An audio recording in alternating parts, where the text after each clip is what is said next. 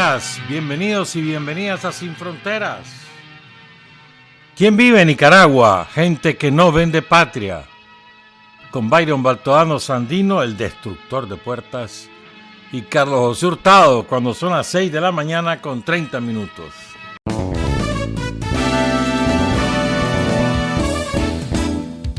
Sin fronteras para decir la verdad, sin fronteras trabajar, avanzar, combatir, vencer, sin fronteras.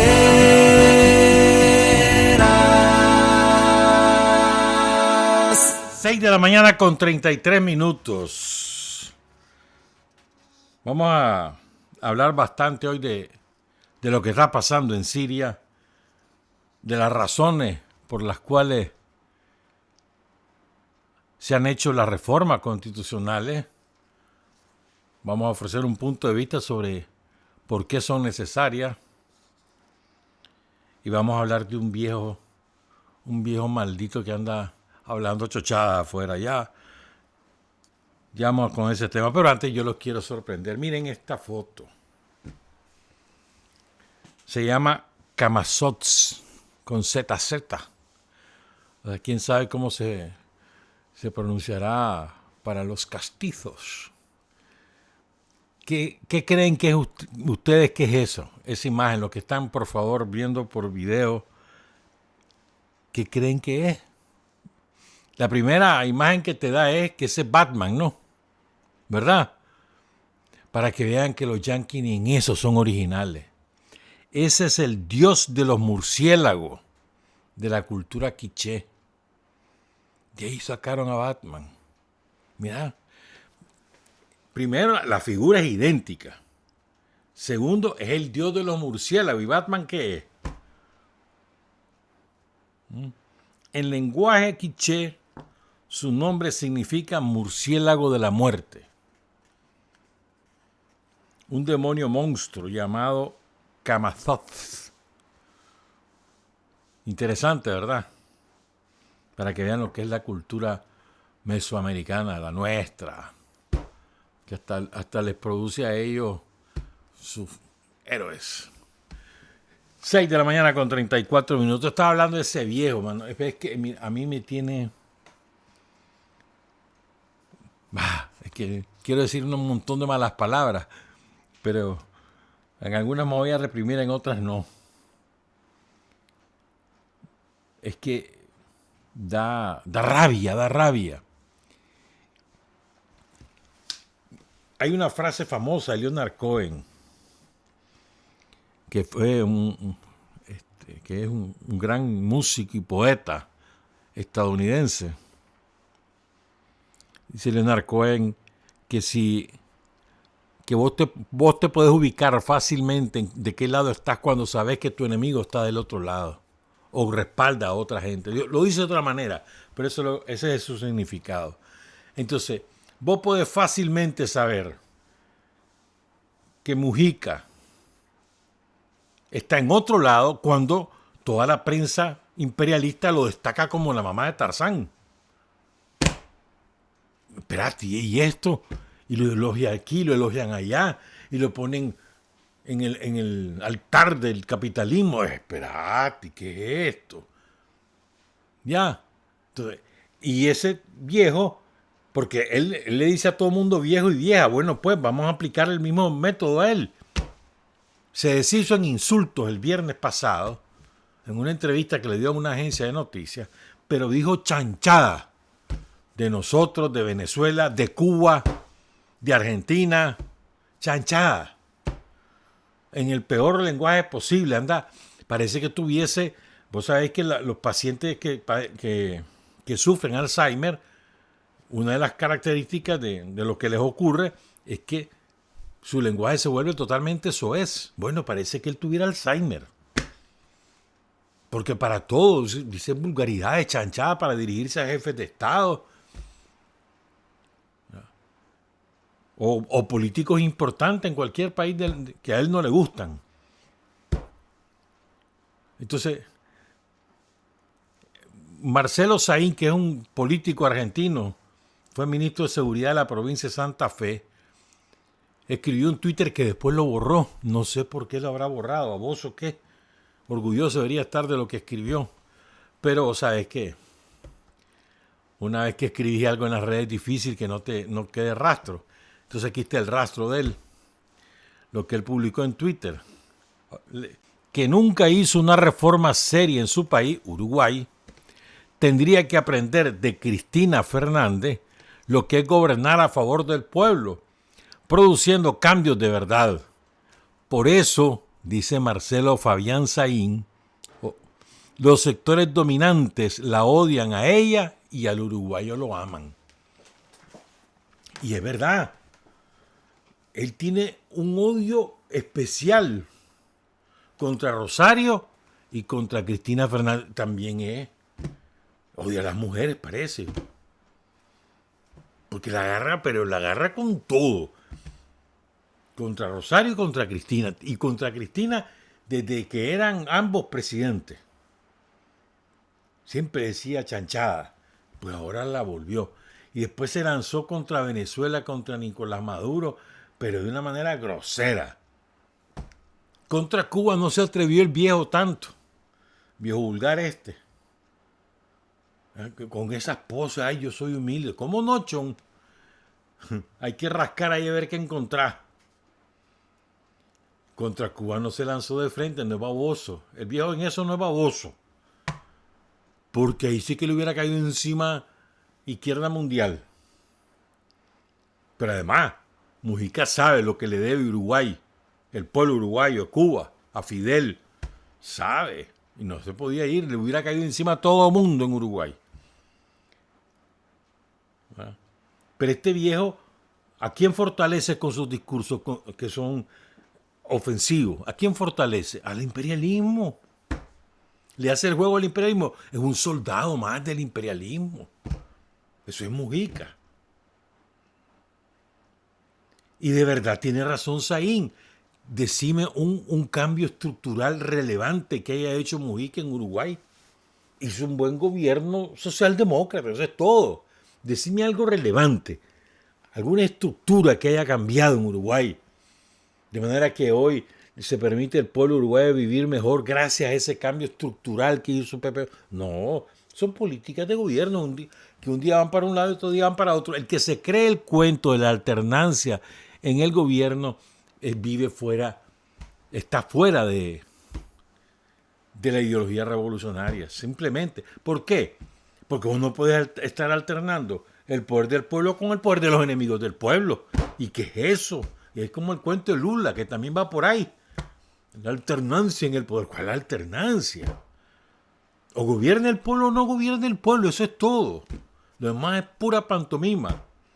Mira Lula cómo le está yendo en Brasil, desastroso. Bolsonaro va a ganar las elecciones presidenciales próximas, las va a ganar y las va a ganar de manera apabullante, a menos que lo metan preso. Parece que por ahí va. Pero ya ahorita Bolsonaro arrasó en las municipales y estatales. Bueno, pero yo quiero regresar al viejo Mujica. Charlatán, como muy bien le dicen. Además, es que parece que tiene caca en el cerebro. De verdad, mano, es que... O sea, en lugar de hablar, caga. O sea, por mínimo respeto a una mujer, vos no hablas de la forma que él se expresa. En particular de Rosario y de Cristina. Ya quisiera Pepe Mujica tener la capacidad de trabajo de Rosario. Ya quisiera. Ya quisiera. O la visión estratégica. Sí, hay que reconocerle, fue un preso político, sufrió mucho, es verdad. Todo eso es verdad. Pero se rindió. O la cárcel lo rindió, lo domaron. O al salir de la cárcel, yo no sé qué le habrá pasado, pero se rindió. Es un rendido. Un uruguayo, un amigo uruguayo, publicó en un determinado medio lo siguiente. Quiero leerlo porque muy respetuoso. Él es partidario del Frente Amplio que acaba de ganar las elecciones, y el presidente que acaban de elegir va a ser de la misma línea de Mujica y cuidado peor, porque ha hablado chanchada y media de Venezuela y de nosotros. Y ahí me di por dónde va la cosa, pues. Entonces dice este compañero: Uruguay tuvo siempre una postura de no injerencia en la política de cualquier país del mundo. Eso siempre que habló muy bien de nuestro país, porque como una pequeña nación necesitamos buenas relaciones con todos los gobiernos del mundo y mucho más con los de la región. Por ese motivo, dice este compañero, encuentro totalmente censurables las opiniones e insultos proferidos por José Mujica a mandatarios y exmandatarios de Latinoamérica. Es una pena que un hombre tan admirado caiga tan bajo y justo en estos momentos. Muy triste para él como persona y nocivo para nuestro país, Uruguay. Él lo dice de manera sumamente elegante. Yo lo digo de manera vulgar. Es que me tiene... De verdad, mano. Lo vengo leyendo. Yo sigo todas esas informaciones, pues. Es cuando le va a quedar chanchada el viernes, hermano. Digo, ¿a qué extremo ha llegado este señor? O sea, su cerebro se convirtió en una máquina de estiércol. No es capaz ya de procesar, de transmitir ideas, sino estiércol. Yo no sé si comprado o no, pero no me importa si lo compraron o no, no importa eso. La verdad es que él es un soldado de la maquinaria de propaganda imperialista y algo más. Esa es la verdad, pues lo siento mucho por lo que lo admiran y no sé qué, que no sé, no, hombre. 6:44. Hablemos un poco de Siria. Les queremos ofrecer elementos de juicio, información. ¿Por qué es importante lo que está pasando en Siria? Porque Siria es el caso típico de las naciones estranguladas militar, política y económicamente por las fuerzas imperialistas con dos propósitos. El propósito de apoderarse de sus riquezas, petróleo entre otras cosas, y el propósito de ocupar un sitio geopolíticamente privilegiado que ocupa el territorio sirio. ¿Verdad? Y fíjense que es una historia de antaño, no es de ahora. ¿Qué es lo que está pasando en Siria? Solo les resumo ahorita lo que está pasando y les quiero ofrecer antecedentes. A ver, el viernes empezó una ofensiva terrorista brutal, que está seguramente preparada y minuciosamente preparada durante meses, con un armamento. Solamente se puede explicar que los terroristas tengan ese armamento si es suministrado por potencia imperialista. Solamente así lo podés explicar. O por Turquía, que siempre ha jugado al doble papel en el mundo. Aparece así como muy enemiga de Israel, pero ahí le está vendiendo a los sionistas petróleo. Ahorita les acaba de vender, el fin de semana les acaba de vender, y hablando de que son asesinos en serie, que no sé qué, y al mismo tiempo hace negocio con ellos. Ese es Erdogan, el presidente de Turquía. Es doble moral, y siempre ha jugado así Erdogan. Recordemos también que Turquía viene de un pasado glorioso. Fue el Imperio Otomano. Era la potencia dominante hasta que lo derrotaron en la Primera Guerra Mundial y lo pulverizaron ese imperio. Entonces tienen aspiraciones de recuperar esa gloria. Yo no sé, Erdogan parece que por ahí va. Y Erdogan tiene ahí... Bueno, eso es otra cosa.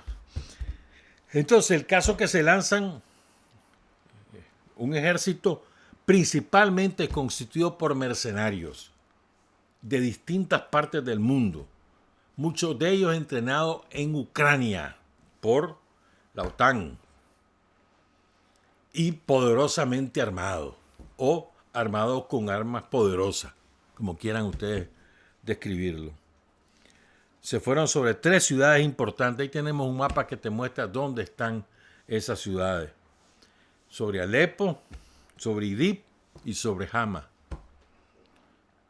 que están situadas al norte del territorio sirio, son las más las ciudades importantes más cercanas a Turquía. Poner otro mapa donde está señalado. Ahí está.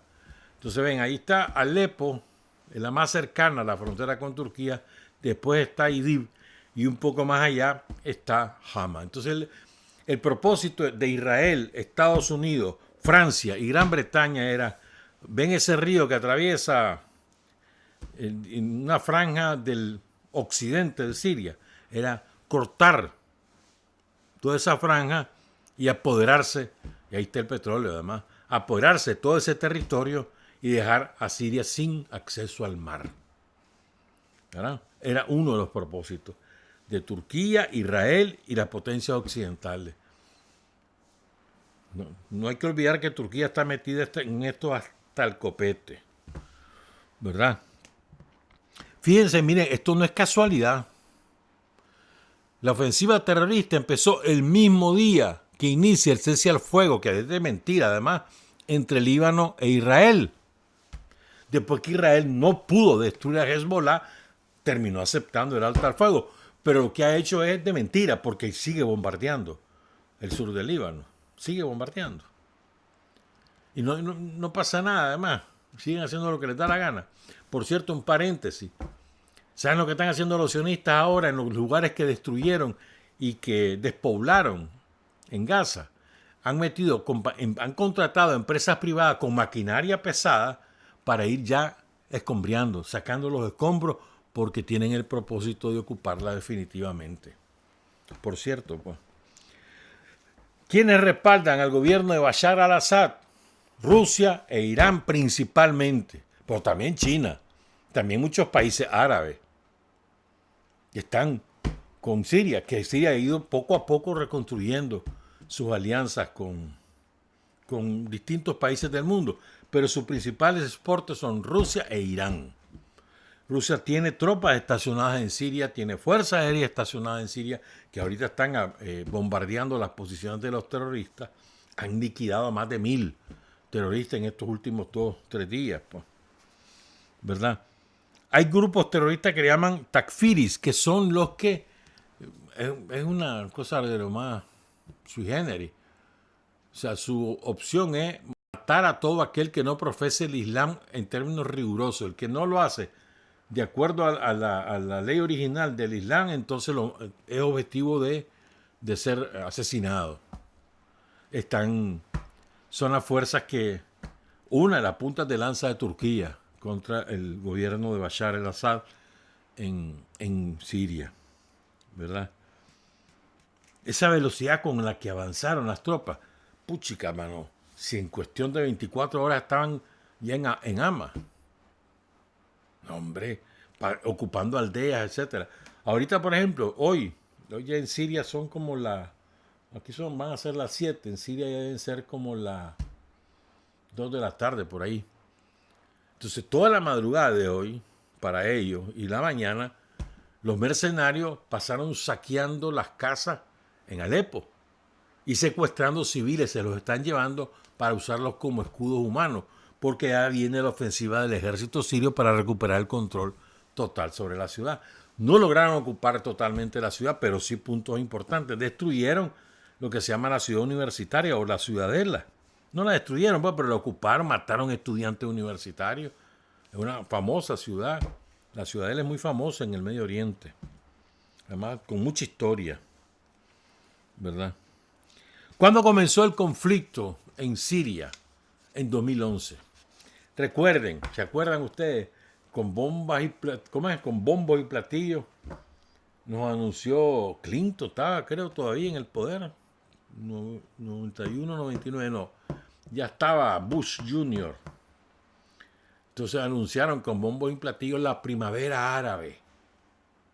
Y entonces muchos se terminaron creyendo el cuento de que, mira, llega la democracia a los países árabes. Y lo que era, ahí iniciaron el fenómeno que después hemos conocido como las revoluciones de colores, tipo golpe somocista aquí. Y el primero fue Túnez. Después se fueron a Egipto y también la quisieron montar en Siria. ¿Ya? en Siria comenzaron un levantamiento popular por democracia y no sé qué y no sé cuánto, financiado no solamente por Estados Unidos, Francia y Gran Bretaña, sino también por algunas monarquías árabes como Arabia Saudita, por ejemplo. Financiaron eso. Pero Bashar al-Assad se paró en 30 y no cedió a las presiones. Incluso el enviado de Naciones Unidas le pidió la renuncia a Bashar al-Assad. En serio. Dijo que era imposible concluir el conflicto en Siria si él seguía en el poder. Así de descarado. El enviado de Naciones Unidas. Entonces, en el 2013, si mal no recuerdo, el canciller en aquel momento de Siria, ¿verdad? Le ofreció, se llama Wali Mualem, le ofreció a la oposición siria incorporarse al gobierno con una sola condición. Oigan bien, una sola condición: rechazar la intervención extranjera en Siria. Eso era todo lo que tenían que hacer. Y no quisieron. Demuestra de qué calaña están hechos. Con igualito que aquí, hermano, igualito. Entonces ese enviado a Naciones Unidas y enviado por la Liga Árabe se llamó, ojalá que se haya muerto por maldito, Lakhdar Brahimi. Ese fue el que dijo: no, dice, Bashar al-Assad tiene que irse, igualito, es que es igualito, el mismo modelo que aquí, hombre. Tiene que irse, no es posible. Entonces, como no se dio al-Assad, Estados Unidos entró con todo, incluyendo tropas, que le arrebataron a Siria el control sobre gran parte de su industria petrolera, y ahí siguen saqueando el petróleo. Es ilegal la ocupación, lo van sacando por Irak, que ahí nomasito está. Hay frontera de Siria con Irak. ¿Ya? Entonces, al principio de los combates mataron como a 200 civiles los terroristas. Ahorita en esta ofensiva. Entonces, Turquía detrás de qué va? De ocupar el territorio para terminar de arrinconar a los kurdos. Pero bueno, otro día hablamos de esas cosas. Lo más terrible de la guerra en Siria ocurrió entre 2011 y 2015, que causó, no solamente es la enorme cantidad de muertos, no solamente es eso, sino que además expulsó de su patria a millones. Fíjate que la cifra que hay es 500,000 de muertos. 500,000 de muertos. 6 millones tuvieron que abandonar sus tierras, sus casitas, sus pueblos, irse a ciudades del sur, ¿sí? Del sur de Siria, alejándose de los escenarios más crueles de la guerra. Y más de 6 millones de sirios se han ido, de ahí han huido, están en Grecia, en Alemania, en Italia, en muchos países de Europa, también hacia países árabes. 6 millones. Y eso por lo bajo, esa cifra, por lo bajo. ¿Verdad? Y muchas veces, fíjate que la gente, ahí en el mismo Siria, cuando el gobierno legítimo de Siria, que además Bashar al-Assad concurrió a elecciones hace un par de años y ganó abrumadoramente las elecciones, multipartidistas, por cierto. Entonces, cuando las fuerzas del gobierno de Siria lograron recuperar el control sobre Alepo y las otras ciudades en el pasado, hasta 2015, 2016, entonces mucha gente que se había refugiado en Damasco, la capital, por ejemplo, regresó a sus aldeas. Pero después, con las constantes incursiones terroristas, volvieron a salir y se han ido. Van y viene la pobre gente. Da un pesar eso, hermano. Es horrible lo que ha vivido el pueblo sirio. Pero veamos algunos antecedentes. Yo creo que es importante. Yo no les voy a hacer la historia de Siria. No soy historiador. He recopilado información para ofrecérsela. Pueden ustedes seguramente tener otra fuente y encontrar más información, pero lean la historia de Siria. Siria tiene una historia milenaria. Es parte de la Mesopotamia antigua. Pues.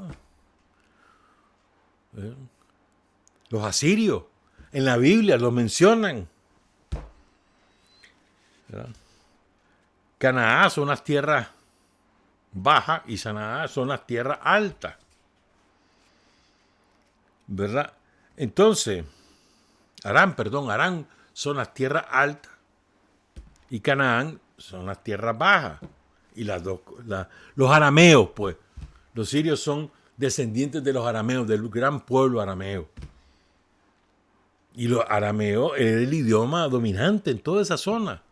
Todavía se habla el arameo en algunas zonas de Siria y de otras zonas del Medio Oriente. Eso sale con frecuencia citado en la Biblia. Entonces, fueron conquistados por los árabes en el siglo VII. Y ahí fue cuando empezaron a hablar árabe. O sea, se empezó a imponer la lengua árabe, pero hasta ese momento era el arameo. Durante muchos siglos siguió el arameo conviviendo con el árabe, pero finalmente el árabe se terminó imponiendo como la lengua de los sirios. En 1516, estamos hablando de 8 siglos después de los árabes, llegan los turcos, los otomanos. Ahí estuvieron 3 siglos. Después apareció Mehmed Ali, que la conquista, pero se la devuelve a los turcos en 1840. Ahí nomasito. Y fueron dueños los turcos con el Imperio Otomano de Siria. Tenían bastante autonomía. Fueron dueños de Siria hasta la Primera Guerra Mundial, cuando es derrotado el Imperio Otomano. Y entonces pongan cuidado en lo que les voy a contar. Entonces vienen los franceses, era imperio en ese momento, y los ingleses, que eran imperio, el imperio dominante del mundo era Gran Bretaña, ese imperio era más grande que el imperio estadounidense de ahorita. Entonces esos dos firman un acuerdo secreto en 1916, en plena Primera Guerra Mundial, en el cual se reparten cómo van a quedar las naciones en todo el Medio Oriente una vez que venzan al eje a la alianza otomana y de otras potencias de la zona, que estaban peleando contra Francia e Inglaterra. Y Alemania, los otomanos y otras naciones de Europa que estaban aliados. Entonces, firman ese acuerdo secreto. Nadie lo conocía hasta que los diarios de Lenin, los diarios de los bolcheviques, pongan cuidado, en 1917 el diario Izvestia y el diario Pravda, fundados por Lenin, revelan el acuerdo secreto. Hasta entonces se dio cuenta el mundo lo que había pasado. Porque mientras tanto la gente en Siria, en el Líbano, en Jordania, lo que hoy conocemos como esas naciones, se creyeron el cuento, la promesa de los franceses y los ingleses, que si ellos se aliaban, o sea, los pueblos arameos, los pueblos de esos territorios se aliaban con Francia y con Inglaterra para derrotar al imperio turco, entonces cuando los derrotaran les iban a dejar fundar la gran nación árabe. ¿Se acuerdan de aquella película Lawrence de Arabia? Pues ese es un personaje que existió. Pues ese tipo, en nombre de esos imperios, les promete que se alíen con los imperios y entonces cuando termine la guerra contra Turquía, lo van a dejar fundar la gran nación árabe. Y era mentira, ya había firmado un acuerdo Francia e Inglaterra en 1916, como se iban a partir el territorio, y así lo hicieron. Entonces, Francia se queda con lo que hoy conocemos como Siria, con parte de Palestina, con Jordania. Y Gran Bretaña ocupa otras zonas como Egipto, ¿verdad? Entonces, pongan cuidado. Esa foto que están viendo después la explico, Carlos. Entonces, a los británicos le dan el control del área desde la costa del mar Mediterráneo hasta el río Jordán, Jordania, el sur de Irak, los puertos de Haifa y Acre, para que pueda acceder al Mediterráneo, y los franceses el sureste de Turquía, el norte de Irak Siria y Líbano.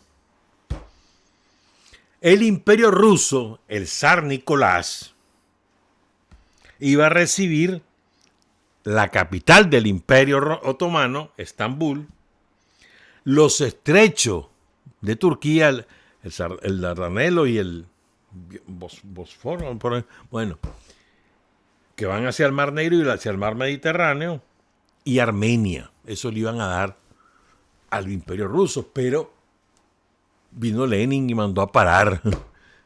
Y triunfa la revolución bolchevique y ya el Imperio turco no recibe, perdón, el Imperio ruso desaparece y además Lenin no iba a estar de acuerdo jamás con un acuerdo semejante, no iba a estar de acuerdo jamás con un trato semejante, con un reparto semejante.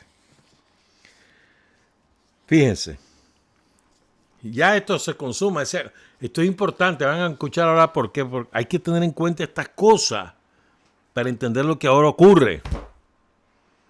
Ese acuerdo secreto de 1916 se hace público, lo denuncia Lenin, los bolcheviques en Izvestia y en Pravda, y luego ya en 1920 abiertamente las dos potencias imperialistas dominantes de la época se reparten. Este tuco es tuyo, este tuco es mío.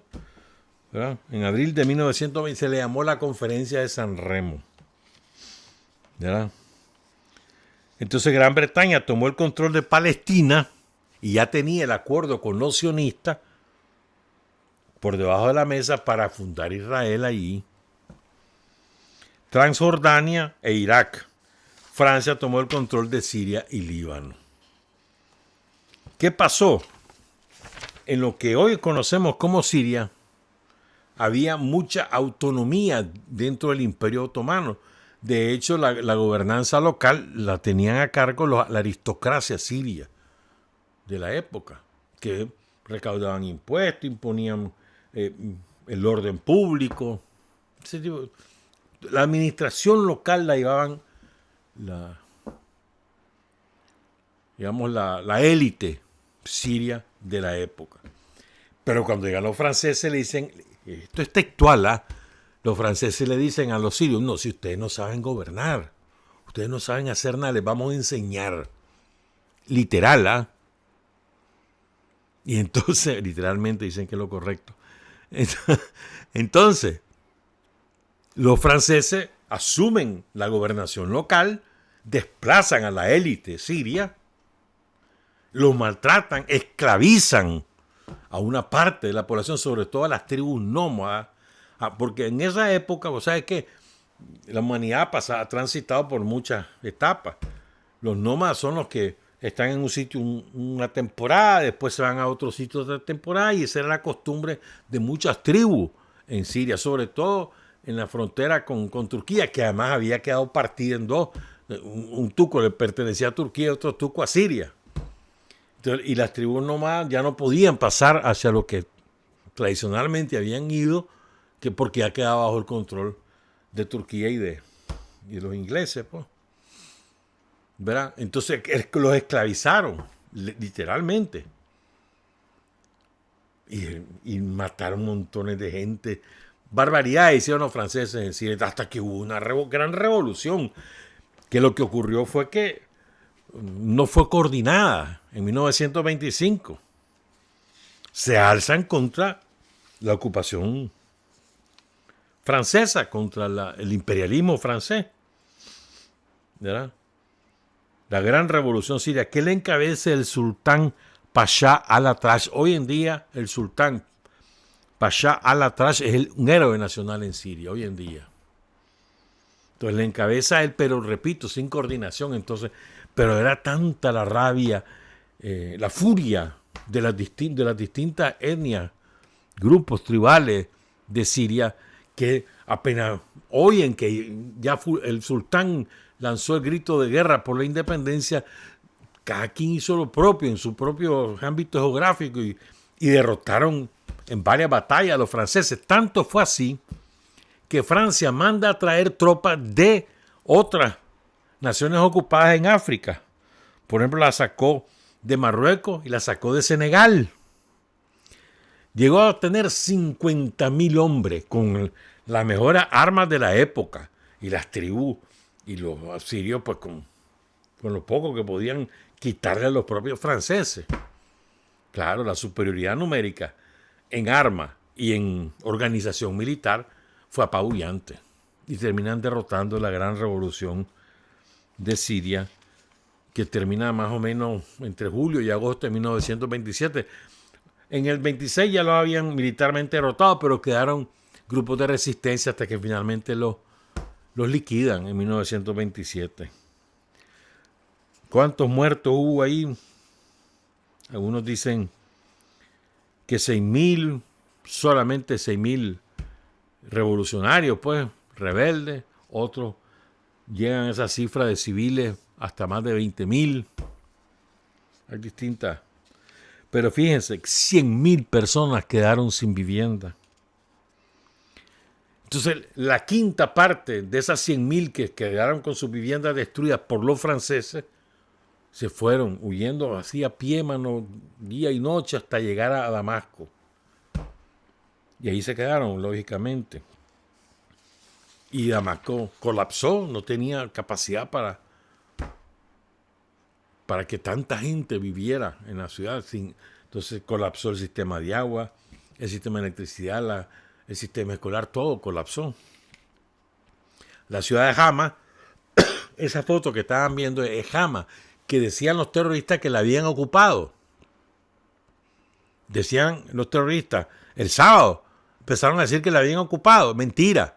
Esa foto que están viendo, y hay un video también ahí, ¿verdad?, es de Hama ayer. Ahí van a ver el mercado tranquilo. Falso que la hayan ocupado. Mentira. Ya vamos a hablar de eso, que es importante.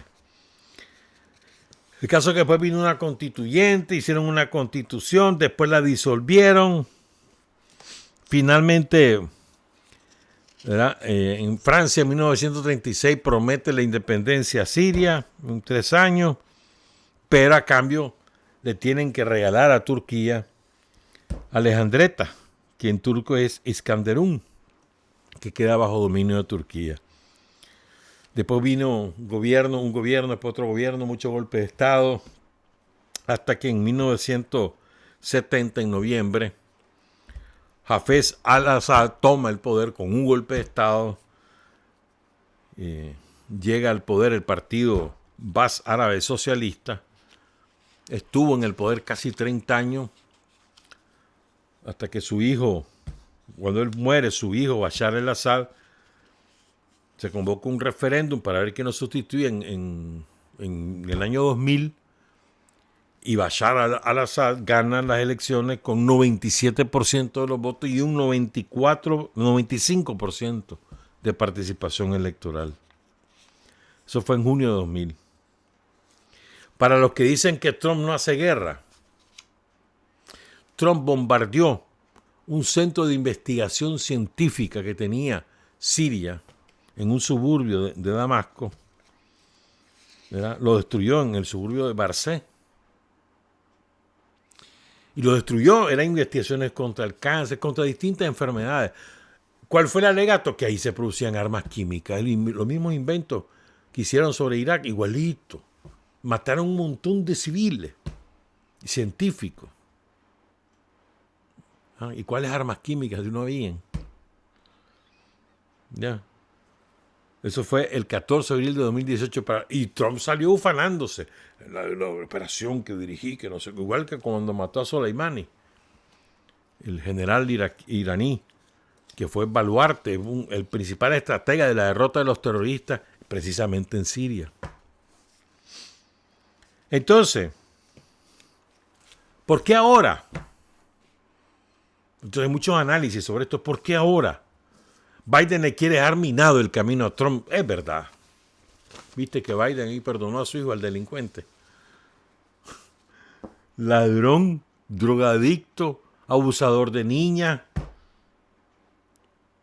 Lo acaba de perdonar ayer, perdón presidencial. Puchica, mano. Lo que es verdad. Nadie dice nada así. Es prerrogativa del presidente, dale, pues. Trump ahí le reaccionó, otro sinvergüenza, Trump. ¿Qué va a hablar Trump de decencia si él mismo está siendo juzgado por más de 100 delitos? Pero bueno, pues. no me quiero ir por ahí. ¿Por qué ahora? Primero, ¿verdad? Biden le quiere dejar minado a Trump todos los escenarios donde pueda. Y no hay que descartar que inicie otras guerras en otros lugares. Primero. Segundo, quieren abrirle más flancos a Rusia. En el caso de Siria es importante porque ahí hay tropas rusas. Y los dos grandes pilares que sostienen el poder del gobierno legítimo de Siria, además de su pueblo y de su ejército, pero los dos pilares que le ayudan a sostener son Rusia e Irán. Entonces le abren otro flanco a Rusia. La verdad es que, bueno, luego hablamos de eso, pues. Entonces, hay que leer a Kissinger, hombre, y Kissinger te lo dice claramente, o el otro, Brzezinski. Como hay que atacar a Rusia, hay que dividirla por aquí, hay que atacar a Ucrania, etc. Pero bueno. Entonces, pero además, Rusia no solamente no ha sido destruida por la ofensiva imperialista de la mano de la OTAN a través de Ucrania, no solamente no la han derrotado, sino que se ha fortalecido y se ha convertido en un eje mundial alternativo a los imperialismos. Sin Rusia no se puede explicar el BRICS, sin Rusia y sin China. Son los dos arquitectos del BRICS, del nuevo orden mundial que ha surgido, que va surgiendo, que se va imponiendo y que poco a poco va a terminar siendo mayoritario. Pero es una lucha de largo plazo. Pero ¿cómo será que no lo derrotaron, que ahora es el baluarte del nuevo orden mundial? Entonces esa es otra. Quieren frenar a Rusia por el lado del BRICS, como Trump, que salió con la estupidez de decir de que el que adopte una moneda que produzca el BRICS, entonces no podrá exportar a Estados Unidos y tendrá un arancel del 100%. Es estúpido. Si la idea de los países BRICS es verdad, contemplan hacer una moneda, pero a largo plazo, porque hacer una moneda no es una sopa Maggi, hermano, requiere muchas cosas. En cambio, lo que sí quieren hacer es comerciar en sus propias monedas nacionales, como ya lo están haciendo. Es decir, en lugar de usar dólares para pagar lo que uno le vende al otro, se usan sus propias monedas. Los rusos cobran en rublo y pagan en rublo. Los chinos cobran en yen y pagan en yen. Así con los indios, etcétera. Cada país cobra y paga en su propia moneda. Eso es lo que está pasando. Y ese es el esfuerzo principal, es la dirección principal. Primero, comerciar en sus propias monedas para no estar usando dólares. Y el Trump sale diciendo 4 chanchadas. Pero bueno, por eso demuestra que eso le duele al imperialismo, la fortaleza del BRICS y el crecimiento del BRICS y el hecho de que ya es un polo consolidado de la geopolítica mundial. ¿Verdad? Luego, acuérdense que además a Rusia la han tratado de destruir durante milenios y en las últimas 3 décadas, bueno, en los años 90, cuando saquearon ese país, colocaron delincuentes al frente del gobierno de Rusia. Después lo hicieron a principios de los años 2000, que se quisieron apoderar del gobierno. Ya estaba Putin en el poder y luego, por supuesto, a partir de 2022, utilizando de punta de lanza Ucrania. Bueno, entonces, hay otro factor. ¿Quién está tomando las decisiones en Washington? Biden. ¿Ustedes creen que Biden, ese viejo decrépito, es capaz de tomar decisiones? De aplicar venganza, sí. Pero muy probablemente existen otros grupos de fuera, entre los cuales está Blinken, el nefasto secretario de Estado, o Ryan y el otro, que son los que realmente están tomando decisiones ahí, que además están furiosos porque los derrotó Trump. ¿Ya? Entonces, y después están los sionistas. Esto es importante, muy importante lo de los sionistas. Porque no es casualidad que la ofensiva terrorista en Siria empiece el día del cese al fuego con Líbano.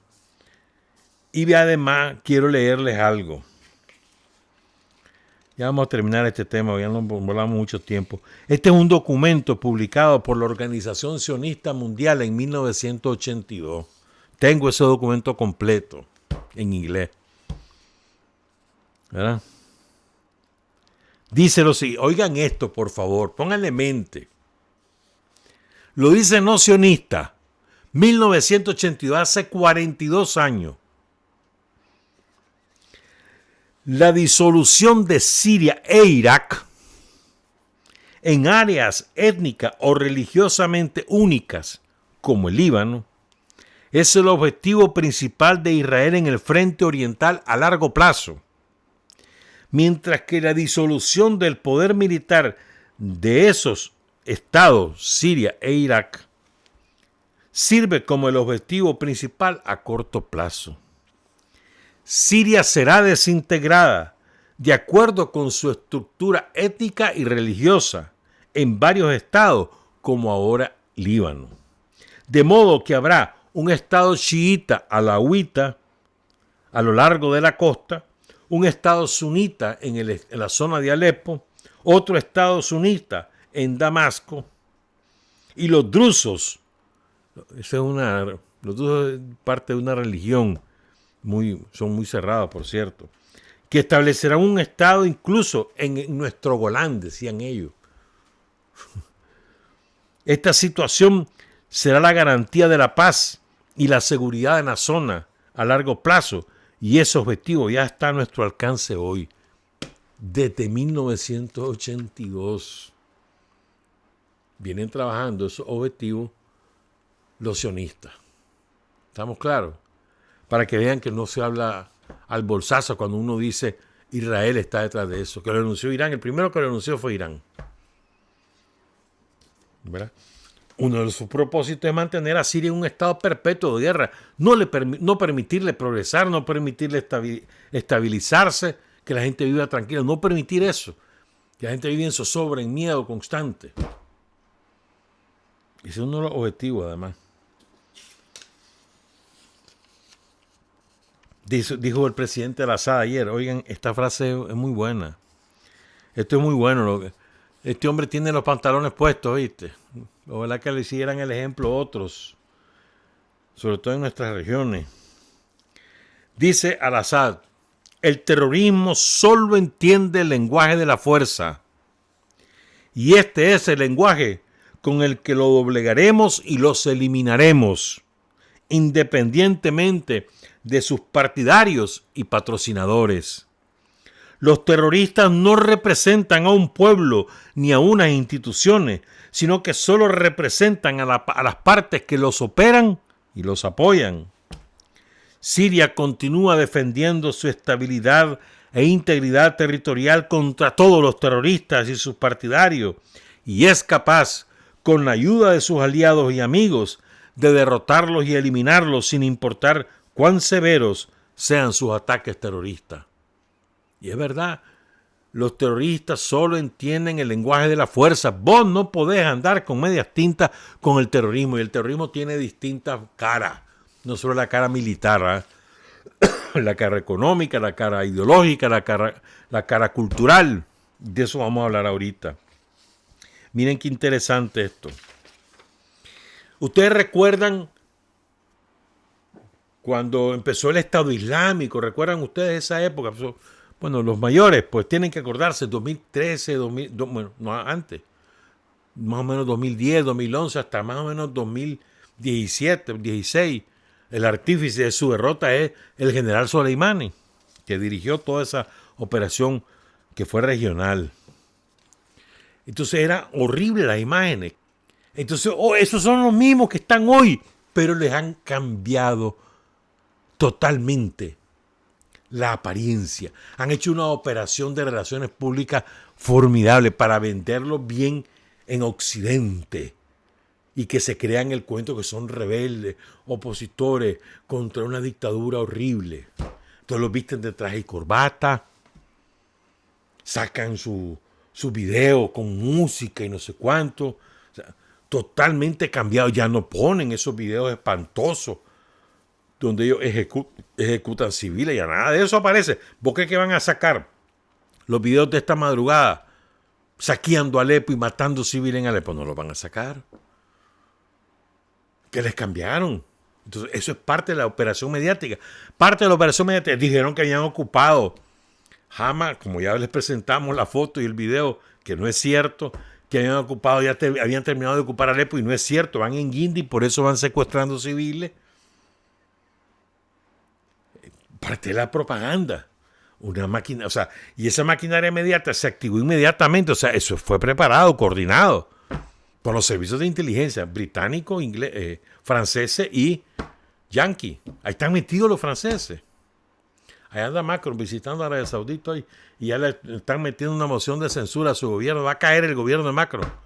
Va a caer el de presidente, pero su gobierno lo van a votar ahorita, la Le Pen. Pero bueno. Hay dos vidas de personalidad relevante que se perdieron ahorita en este fin de semana. El primero fue el jefe de las fuerzas iraníes ahí en Siria, el general de brigada Kiomar Porhashemi, del cuerpo de la Guardia Republicana de Irán, el primero.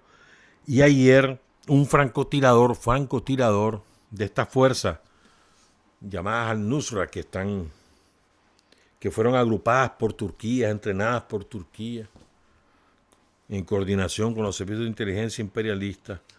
Ayer un francotirador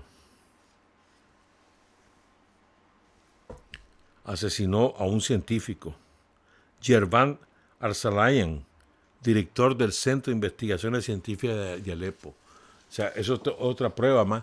Van detrás de la intelectualidad como hicieron en Irak. ¿Se acuerdan lo que hicieron en Irak? Que hasta la biblioteca saquearon. ¿Se acuerdan de eso? Y fueron matando científicos, catedráticos universitarios. Toda la intelectualidad iraquí la fueron exterminando. Igualito, el mismo procedimiento. En fin, van voluntarios iraquíes, ya atravesaron la frontera, van a apoyar al ejército de Siria. Por supuesto, Irán, Rusia. Hay una contraofensiva rusa poderosa, sobre todo con la aviación. ¿Verdad? Bueno, más o menos. Ahora son los yihadistas, estos son modernos y a la moda. Parecen casi hipster, dice este bloguero. En lugar de cortar cabezas, conducen camionetas y ululan. ¿Verdad? Entonces, para que el mundo civilizado de Occidente los respalde y que se quede el cuento, y son los mismos asesinos. Triunfará el pueblo sirio, ya van a ver. Regresamos con la Constitución, son las 7:25. Hay hombres que luchan un día y son buenos. Hay hombres que luchan un año y son mejores. Pero hay hombres que luchan toda la vida. Esos son los imprescindibles.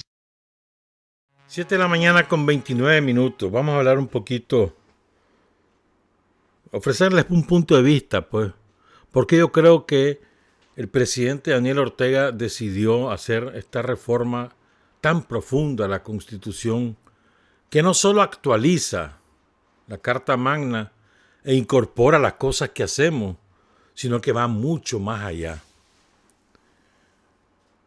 Entonces yo creo que el otro día me decía una amiga, y que es una idea, me parece genial. Me decía, mira, me dice, este es un ajuste de cuentas de la historia, o desde la historia.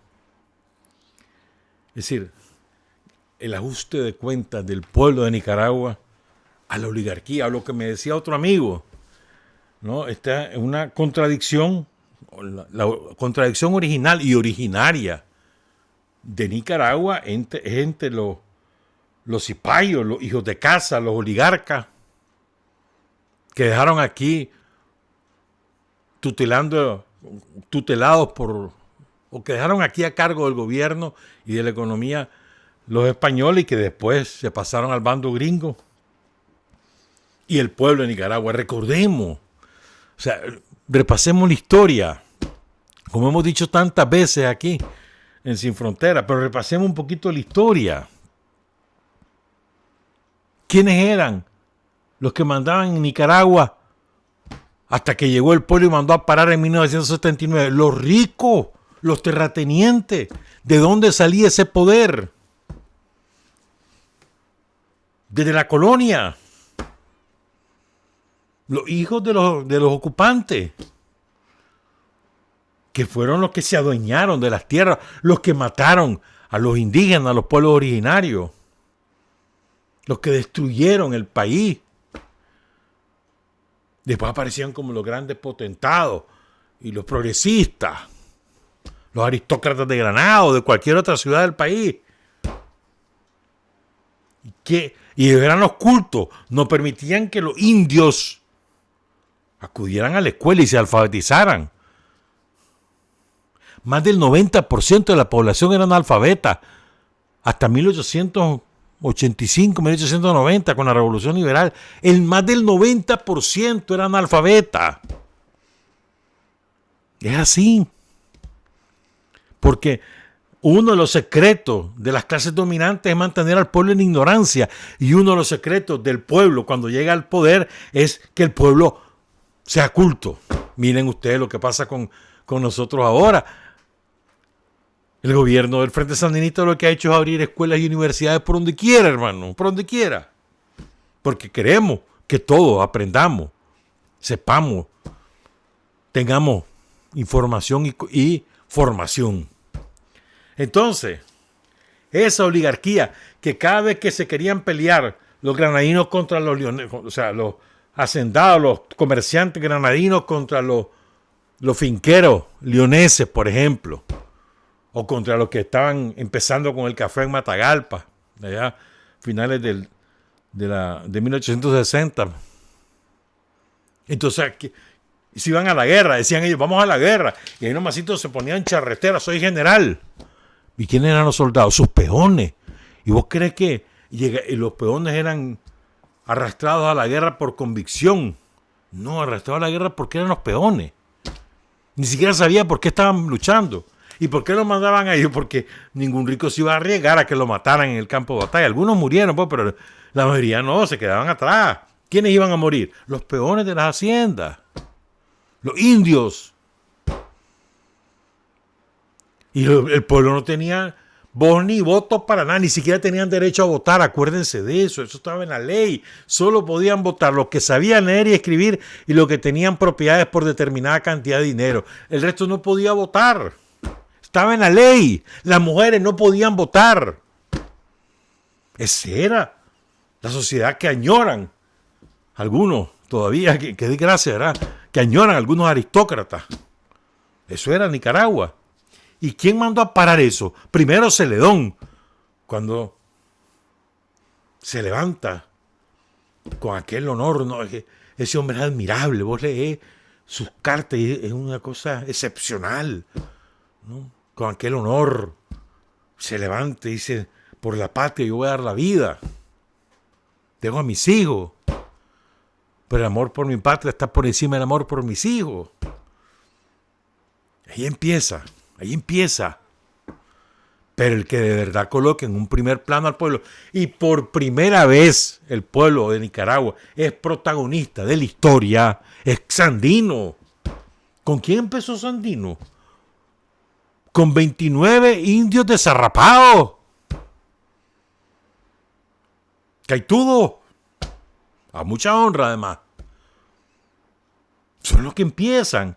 ¿Y quiénes siguen a Sandino? Los empobrecidos de Nicaragua, que por primera vez en la historia tenían derecho a decir algo sobre su país y a luchar por sus derechos. Por primera vez, acuérdense cuántas veces lo hemos dicho. Sandino coloca al pueblo en un primer plano, que hasta ese momento no existía. Por eso le tienen tanto miedo a Sandino los oligarcas de la época y por eso se alían con Somoza y los yanquis para matarlo. Sobre todo después, como lo hemos contado otras veces, después que ven el homenaje popular que recibe Sandino la primera vez que baja a Managua en febrero de 1933, cuando llega en avión, en avioneta, pues. Y llegó tanta gente, o sea, el aeropuerto quedaba lejos, decían, ¿no? Donde hoy inmigración. Eso era lejos. Entonces era un camino, por supuesto, ¿no? Montarascales a ambos lados. Y desde ahí hasta el centro de la ciudad, donde hoy está el mausoleo de Carlos Fonseca, Santos López y Tomás Borges, ahí era el centro de la ciudad. Todo eso era un camino repleto de gente. recibiendo a Sandino. 10.000 gentes decían que estaban ahí, otros decían más. Managua tenía en aquel momento 40.000, 50.000 habitantes a lo sumo. ¿Verdad? Entonces, a partir de ahí, espérate, y este hombre, ¿quién es Sandino? Si este es un analfabeto, si este no ha estudiado, este no es de abolengo, este es un hijo de India. Mirá, ese montón de indios que nos van a mandar. No, hay que acabar con esto. Los riquitos, los blanquitos, los aristócratas de Granada. Y son los que patrocinan de manera encubierta el asesinato de Sandino y todo su Estado Mayor. General Humansor, General Estrada, Sócrates Sandino. Y son los que a los días le dan la amnistía a Somoza y a todos los que ejecutaron a los héroes de la patria. Les dan amnistía, son los que promueven y firman amnistía. Y lo hacen por eso, porque son los representantes del pueblo, de los empobrecidos, de los que nunca habían aparecido, los que nunca habían sido tomados en cuenta, de los olvidados. Y eso, la aristocracia, la burguesía, la oligarquía nicaragüense jamás nos lo va a perdonar. Y nosotros somos herederos de ese movimiento. Gracias a que Carlos Fonseca y Santos López y toda la juventud de los años 60 fundan el Frente Sandinista y nos conducen hacia la toma del poder, somos herederos de Sandino. Y eso no nos lo van a perdonar jamás. Entonces, les he contado o les he resumido esto con el propósito de llegar al momento de hoy. Como me decía esta amiga, este es un ajuste de la historia. De la historia y desde la historia. Ajuste de cuentas. ¿Y qué nos permitió hacer este ajuste de cuentas? Fíjense, cuando nosotros triunfamos en 1979, triunfamos en alianza, ¿se acuerdan? Había una alianza entre las fuerzas populares representadas por los combatientes del Frente Sandinista y por las fuerzas políticas en el Movimiento Pueblo Unido, donde estaban sindicatos y algunos partidos, y las fuerzas de la burguesía que estaban agrupadas en lo que se llamó el Frente Amplio Opositor FAO. Era una alianza. El propósito era derrocar a Somoza. Nos pusimos de acuerdo en lo mínimo. Después nos quisieron traicionar los del FAO con los yanquis y quisieron, poco antes del triunfo definitivo, armar una junta de gobierno que no era la que nosotros habíamos acordado y dejar al Frente Sandinista únicamente reclutido en el ejército en unión con la Guardia y ellos tomar el poder político. Y es cuando el Frente decide: vámonos a derrotar totalmente, olvídate de esto, vámonos. De manera que cuando triunfamos tenemos el poder hegemónico, porque destruimos el Estado somocista. Lo que ellos querían era un somocismo sin Somoza. Porque les convenía. Porque el sistema capitalista había producido a Somoza, pero el capitalismo se quería deshacer de Somoza como jefe de ese sistema, pero no del sistema. El sistema era el de ellos. Lo que pasa es que Somoza se había vuelto incómodo por sus matanzas, por su robadera. Les había comenzado a robar a ellos. Entonces estaban bravos con Somoza porque les estaba robando a ellos, pero no porque mataban al pueblo. ¿Me entendés? Pero después, cuando los ricos se dan cuenta por dónde va la cosa, que el pueblo no se va a dejar engañar, empiezan a salir de la junta. Se va Alfonso Robelo y la Violeta. Dicen que no, que ya esto no es democrático, no sé cuándo. Los yanquis nos presionaban para hacer elecciones inmediatamente. Venían los europeos y también decían: sí, hombre, hacerlas ya. Eso te va a dar legitimidad. Y el país destruido. Es cuando el famoso comunicado de la dirección del Frente de la época dice: la democracia no empieza ni termina con las elecciones. Una frase que hay que sembrarse en la jupa. La democracia no empieza ni termina con las elecciones. ¿Me entendés? Entonces, la alianza siguió con algunos sectores, después se rompió totalmente en 1983 finales, principios de 84, cuando vienen las primeras elecciones libres, que van a ser en noviembre de 1984, y entonces todos esos sectores, ya estaba la guerra de Reagan contra nosotros. El país estaba desangrado. Perdón. Entonces los ricos que respiran por lo que el aire que vomitan los yanquis, entonces dijeron, vámonos con los yanquis, pues olvidémonos de las elecciones. Allá fue, el comandante Vallarta se fue a Brasil a negociar con Arturo Cruz Viejo, el que ya murió, que era el candidato de ellos, y le ofreció cielo y tierra para que participara en las elecciones, pero los yanquis le dieron la orden que no. Y entonces no nos fuimos a elecciones con los partidos que estaban en el país que querían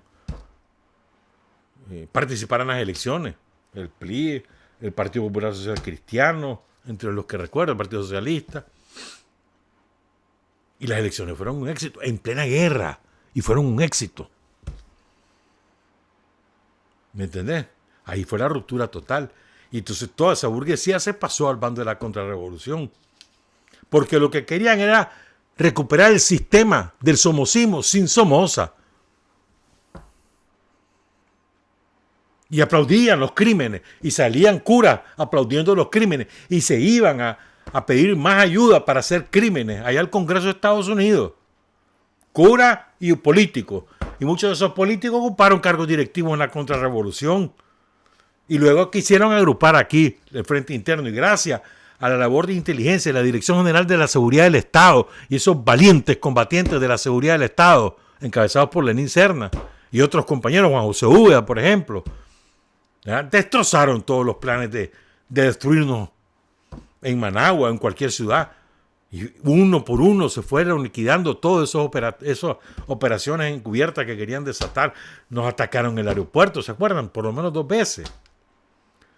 Y no los dejamos y los vencimos en terreno militar, pero nos desgastaron económicamente.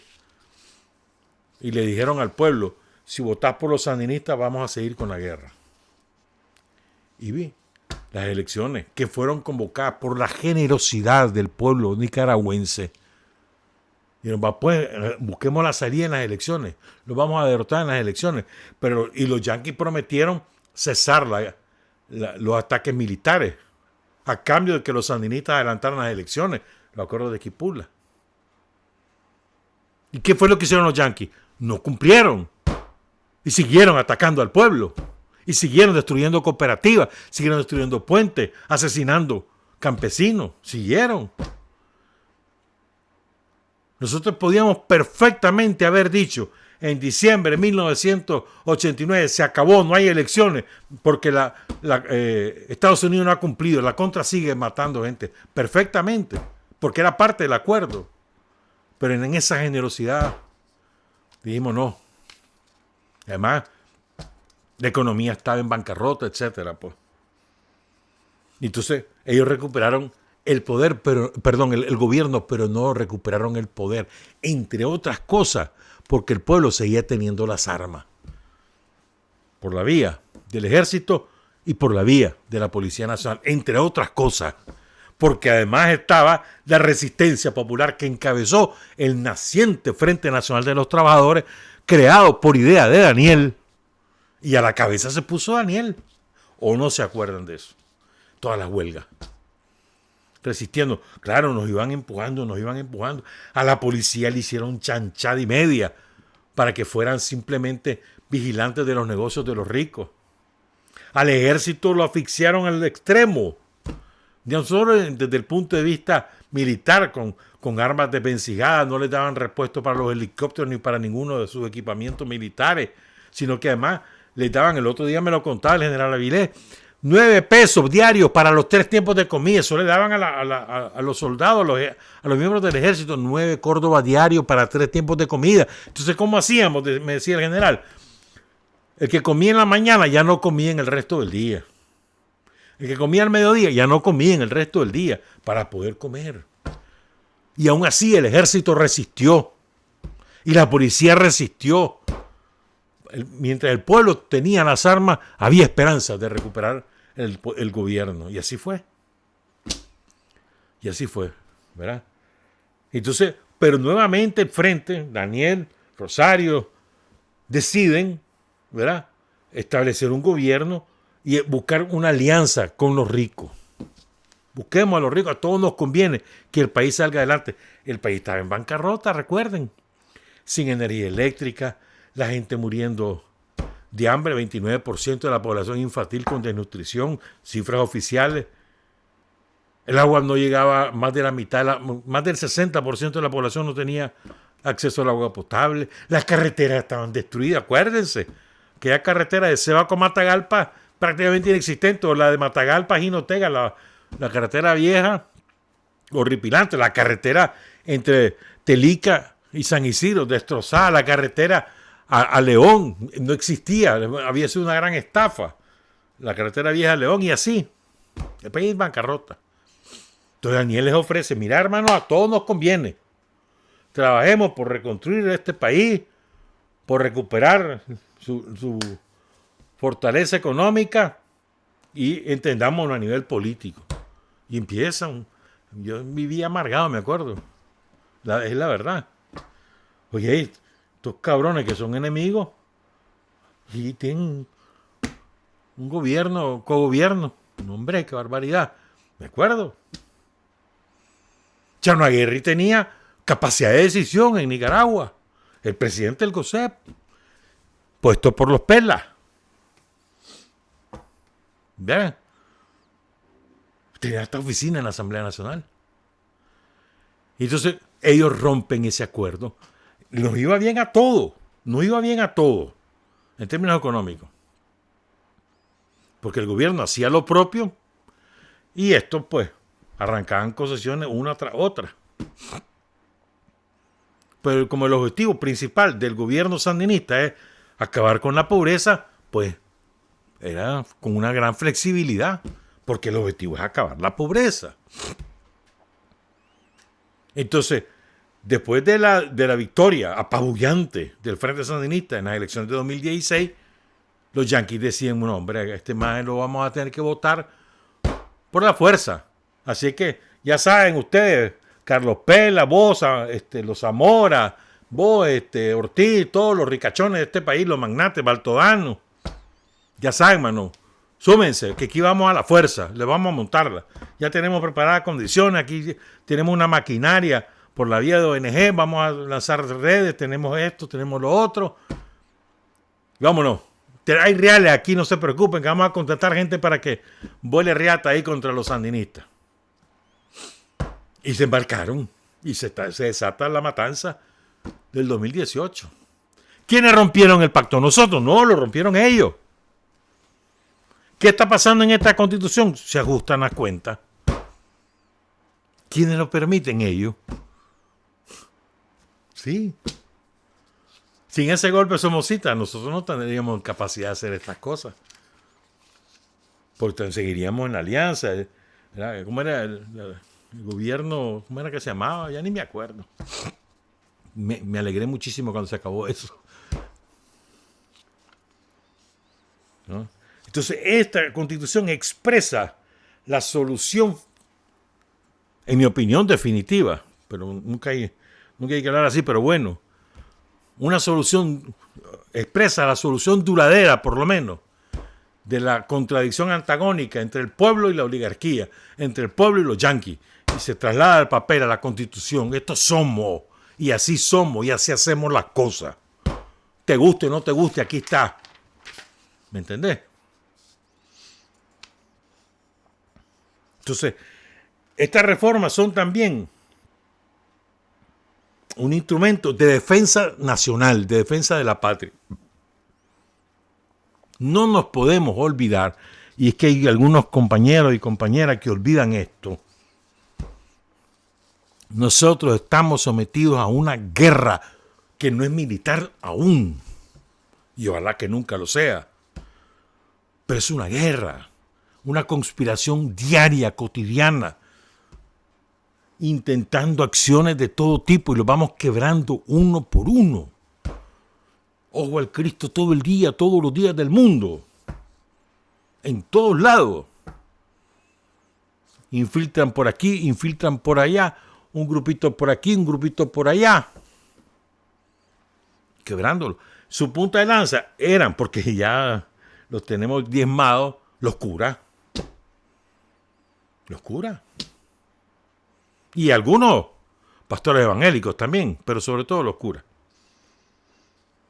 Entonces no nos podemos olvidar que en ese contexto de agresión extranjera que nosotros estamos haciendo estas reformas constitucionales, que son la culminación del proceso que ha construido el pueblo en los últimos 6 años. Es la culminación, ya la expresión jurídica de lo que hemos venido construyendo en estos 6 años. Pero, y aquí quizás para mí, en mi opinión, el corazón de la reforma constitucional es que Estados Unidos ya no puede competir electoralmente por el poder político en Nicaragua. Ya no, se acabó. ¿Cómo hacía Estados Unidos para competir electoralmente en Nicaragua? Con partidos contratados por interpósitas personas. Partido Conservador, Partido Liberal, cualquier nombre usaban, Pronal, partidos contratados, cuyo propósito era ganar elecciones para poner al servicio de Estados Unidos a Nicaragua, e entregarle el país como neocolonia a Estados Unidos, incluso hasta como colonia. Entonces ya se acabó. Con esta constitución, ya los yanquis no pueden competir en elecciones en Nicaragua, no pueden, ya está. Porque uno de los requisitos es cumplir los principios fundamentales de la Constitución. Uno de los requisitos para poder competir en elecciones en Nicaragua a partir de ahora, bueno, de que entre en vigor la Constitución el próximo año, es que no pueden recibir donaciones extranjeras. Ya está. Y otra cosa más, el Estado es laico y hay separación entre iglesia y Estado, se acabó. Que por cierto, postulado fundamental de la Revolución Liberal de 1893, encabezada por el general José Santos Zelaya, por cierto. Pero además, en la Constitución, ahora con esta reforma, lo que yo deduzco de lo que he leído, y me he leído ya 2 o 3 veces toda la reforma, es que lo que hace es colocar en papel el nuevo modelo que ha construido el pueblo, donde el corazón de ese modelo es el pueblo mismo, ejerciendo el poder a través de distintos instrumentos y creando condiciones para que el país se desarrolle, para acabar con la pobreza, para ir avanzando todos los días. O sea, ese modelo que ahora hemos construido, que tiene distintas expresiones, que los emprendedores, que las universidades en el campo, que la salud comunitaria, todo lo que significa ese modelo, que un ejército al servicio de la patria, que una policía al servicio de la patria, que un ministerio del interior al servicio de la patria. Entonces es parte del modelo.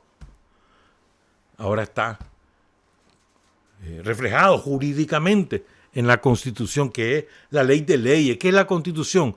Es el pacto nacional que refleja cómo nos relacionamos los nicaragüenses, qué cosa es Nicaragua, qué constituye Nicaragua, qué defiende Nicaragua. Eso es en pocas palabras.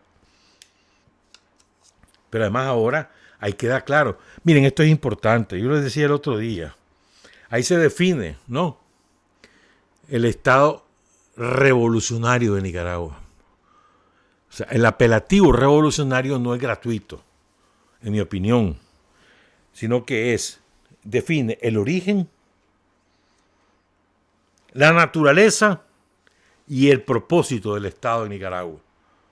Origen sandinista, revolucionario, producto de la Revolución Popular Sandinista, el origen del Estado en el que vivimos. Su naturaleza es sandinista. O sea, así lo describimos. Es sandinista porque recoge los principios de Sandino, la herencia de Sandino y de todos nuestros héroes y mártires. Por eso es sandinista, es patriótico. Recordemos además que quien rescata a la patria es Sandino. No son los delincuentes esos, que aprovechan cualquier cosa para poner la bandera de Nicaragua. Pero no. Quien rescata a la patria y por lo tanto la bandera azul y blanca es Sandino, cuando se yergue frente a los yanquis y los vence en el terreno militar. hasta que lo asesinan. Entonces, tenemos un origen revolucionario, una naturaleza revolucionaria y un propósito revolucionario, que además es evolucionario. Es decir, nosotros tenemos un propósito revolucionario porque vivimos en constante cambio, vamos evolucionando y por eso somos revolucionarios. Revolucionario no es quedarse estancado en lo que ya hicimos. Lo que ya hicimos está bien y queda bien para la historia y para que nos enorgullezcamos y también para que nos eduquemos, pero no es suficiente. Tenemos que seguir. Y seguimos evolucionando, no anclados, no somos conservadores, somos revolucionarios. Por lo tanto, el origen, la naturaleza y el propósito del Estado nicaragüense es revolucionario, es sandinista. Y ustedes, cuando leen todas las reformas constitucionales que ya las publicó la Gaceta, vos advertís a lo largo de todo ese capitulado y articulado, ¿verdad?, el orgullo sandinista, la esencia sandinista, ¿verdad? Además, traslada a la Constitución que la manera que nosotros entendemos la democracia es la democracia directa, la democracia que garantiza derechos y que le permite al pueblo avanzar en los derechos. Hemos recuperado un montón y hemos adquirido nuevos derechos. Gracias a que vamos ahí ejerciendo el poder. Pero además, como decíamos el lunes pasado, y esto es mundial, ¿qué es eso? División de poderes. Si eso no existe en ninguna parte del mundo, hermano, no existe. Los ricos ejercen el poder a través de todos los instrumentos y todos esos instrumentos responden a los intereses de los ricos. Se llamen ricos locales, se llamen ricos alquilados por los imperialistas, no importa. Todos los poderes en todos los países capitalistas responden a los intereses de los ricos. Pregúntenle a cualquiera en cualquier parte del mundo. Nosotros ya, espérate, no, el poder es del pueblo y el pueblo lo ejerce por democracia directa y a través de autoridades que elige. ¿Cuál es la autoridad principal que nosotros elegimos? El presidente, la presidencia de la República. Nos hemos sincerado y el presidente es el que coordina todos los poderes. Los jueces, que las elecciones, que el control de los recursos, que las Fuerzas Armadas. ¿Por qué vamos a andar con babosadas? El poder lo ejerce el pueblo y el principal dirigente del pueblo está en la presidencia de la República. El presidente Daniel, la vicepresidenta, bueno, el copresidente Daniel y la copresidenta Rosario Murillo. Que sea otra cosa. Nos hemos sincerado. Lo de copresidenta no es un invento de ahorita. Acuérdense, yo me acuerdo que fue un acto público. Que Daniel, no recuerdo de qué tipo, pero fue hace como 2 años o más. Que cuando presentó a Rosario en el acto, dijo, bueno, y él realmente dice es la copresidenta. Y Gustavo le dice al doctor Porra, el presidente de la Asamblea Nacional, eso deberíamos cambiarlo, porque realmente ella es la copresidenta. No es exactamente esa la frase, pero por ahí va. Entonces, pero además, no decimos igualdad de derechos entre mujer y varón. No es que seamos iguales, no somos iguales. Somos diferentes, pero tenemos los mismos derechos. Somos diferentes biológicamente, somos distintos. Nuestras maneras de ser son diferentes, pero tenemos los mismos derechos. Ya porque sos mujer o porque sos hombre vas a tener menos. No, tenemos los mismos derechos. Entonces también ejercemos el poder de la misma manera, mitimita. Un tuco cada uno. Y nos ponemos de acuerdo. Y ahí están incorporados en esa reforma constitucional todos los derechos que hemos ido conquistando. Incluso hay un artículo, no me acuerdo cuál, donde dice que los servicios de energía, de agua potable, de telecomunicaciones, hasta de internet, son derechos. Y que el Estado debe garantizar el acceso a esos servicios. Ahí está todo. Y 2 cosas más, ya nos vamos porque son las 8. Vine a Blantín hoy, vos. Bueno, hoy todos los días. 2 cosas más. Estas reformas le permiten al pueblo de Nicaragua disponer a su servicio, al servicio de la defensa de la patria, al servicio de la defensa de la revolución, al servicio del pueblo mismo, por lo tanto, le permite poner a su disposición todos los instrumentos del Estado y además ponerlo de manera armónica, coordinada y dirigida por una sola cabeza. Estamos listos para cualquier tipo de enfrentamiento. Esto jurídicamente ahora nos pone, nos coloca jurídicamente en la mejor posición posible para enfrentar cualquier agresión.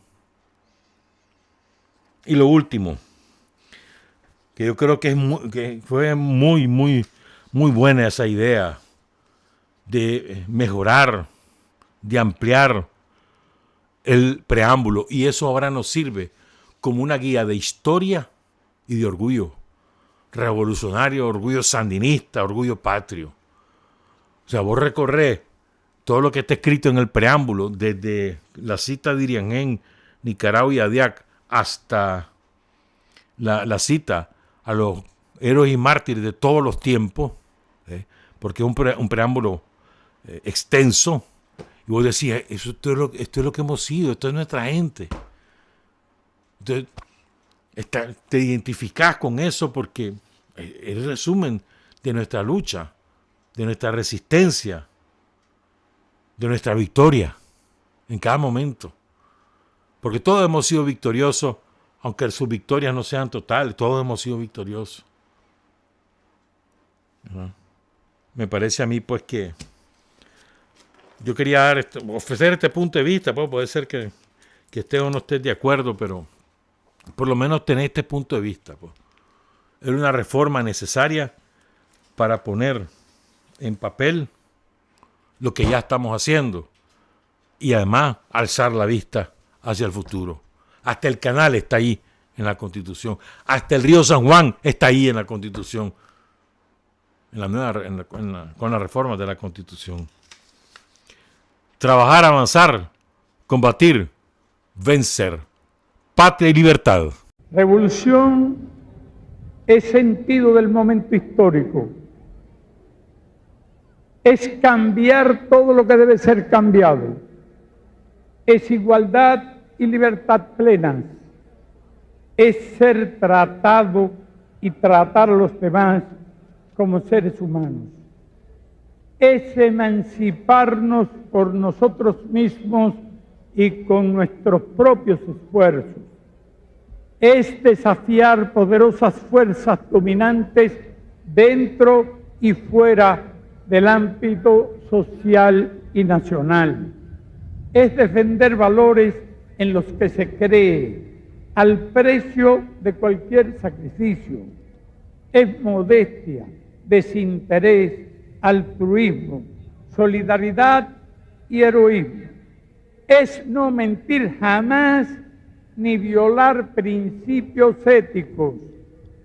Es convicción profunda de que no existe fuerza en el mundo capaz de aplastar la fuerza de la verdad y las ideas. Revolución es unidad, es independencia, es luchar por nuestro sueño de justicia para Cuba y para el mundo, que es la base de nuestro patriotismo, nuestro socialismo y nuestro internacionalismo.